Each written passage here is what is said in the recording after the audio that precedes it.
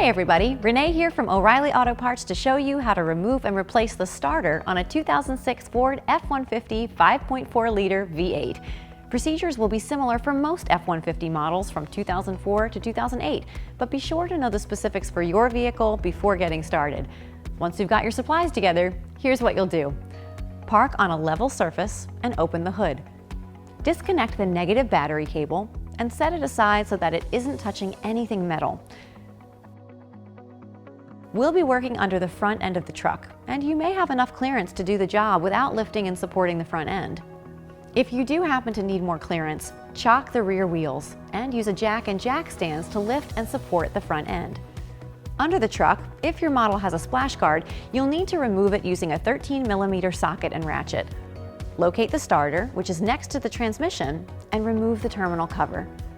The starter's fasteners are in tight spots that may be difficult to reach, so using a flex head ratchet can be helpful in removing and replacing one or more of these. Use a 13mm socket and ratchet to remove the nut securing the main power supply wire and detach the wire.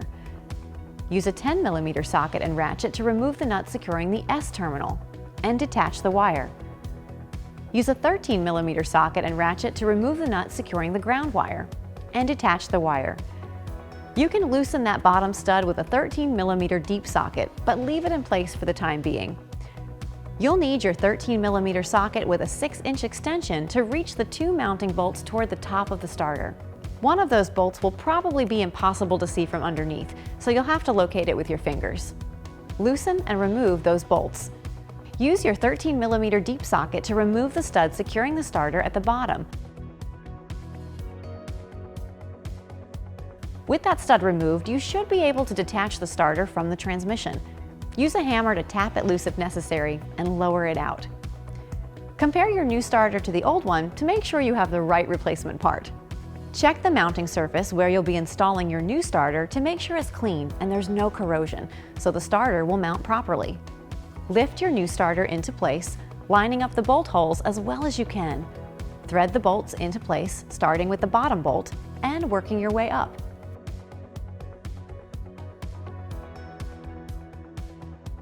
Threading these bolts, especially the top ones, may be easier if you use your 13mm socket and extension, but be careful not to cross-thread these fasteners when starting them.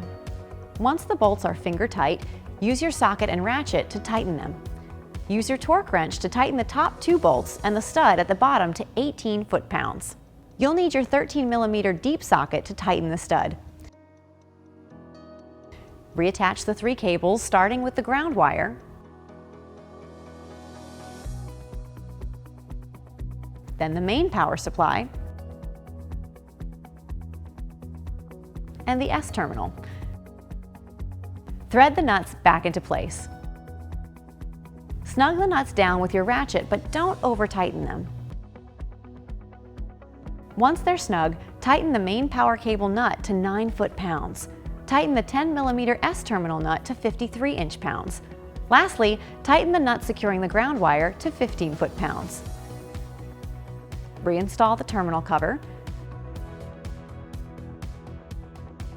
If you removed a splash guard, reinstall it with your 13mm socket. If you raised the front end of the truck, you can lower it now. And remove the wheel chocks. Reattach your negative battery cable. Test the new starter by starting your truck. If the truck started like it should, you can close the hood. And that's it. You'll find everything you need for this and other jobs at your local O'Reilly Auto Parts store or O'ReillyAuto.com. If you're not completely comfortable doing this yourself, we'd be happy to recommend a professional technician in your area. And be sure to subscribe so you'll see all our new content. We'll see you again soon.